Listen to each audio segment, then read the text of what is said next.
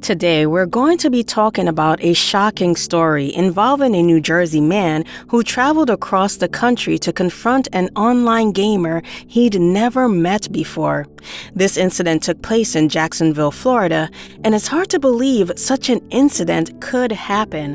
What led to this bizarre confrontation? It seems that Edward Kang had issues with the victim over an online game and took it too far.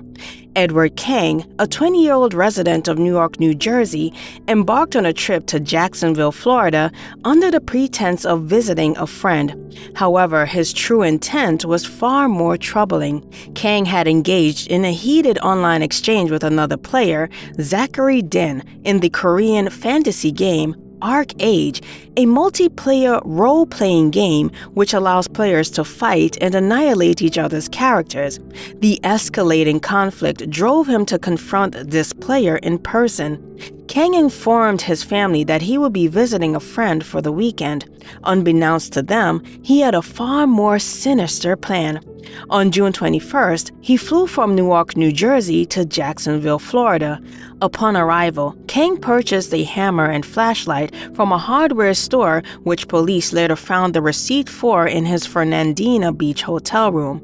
He proceeded to Mr. Dinh's home early Sunday morning on June 23rd, dressed entirely in black with gloves and wearing a mask. Gaining entry through an unlocked door, Kang waited in the hallway for the victim to take a bathroom break from gaming. When the victim stepped away from his game, Kang attacked. The victim's screams alerted his stepfather, who found his stepson struggling on the ground with the attacker. Dinh and his stepfather were able to subdue Kang and restrain him until authorities arrived.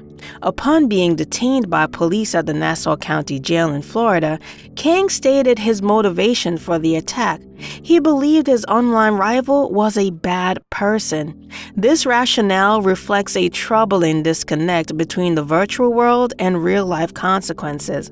During custody, Kang was allowed to make a phone call to his mother. During the phone call, which was later translated from Korean to English, he had admitted to the crime and told his mother that he did not plan to annihilate Mr. Dinh, the arrest report states. He also inquired about the potential prison sentence he faces for the breaking and entering and assault, indicating a possible lack of understanding or remorse for his actions.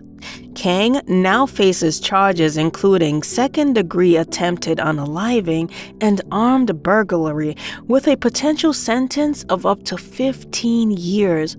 Now, you may be asking yourself, well, how did he get his address? In this day and age, investigations suggest that Kang may have obtained his rival's address through the gamer's IP address, raising concerns about privacy and security within the online gaming community.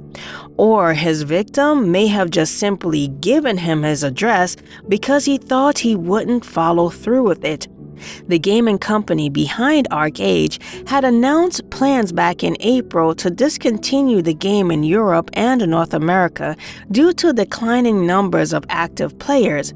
Now, this incident may have accelerated these plans, highlighting the severe real-world repercussions of online disputes. As Edward Kang awaits trial, the broader implications of this incident remain a topic of concern. How can the boundaries between virtual conflicts and real-life actions be effectively managed? What measures can be implemented to protect individuals from such extreme outcomes? The answers to these questions could shape the future of online interactions in gaming communities. It's unclear what interactions Mr. Kang and Mr. Dinh had online, but the incident left Mr. Dinh with severe but non-life-threatening head injuries. The investigation is still in progress and the charges may be upgraded later.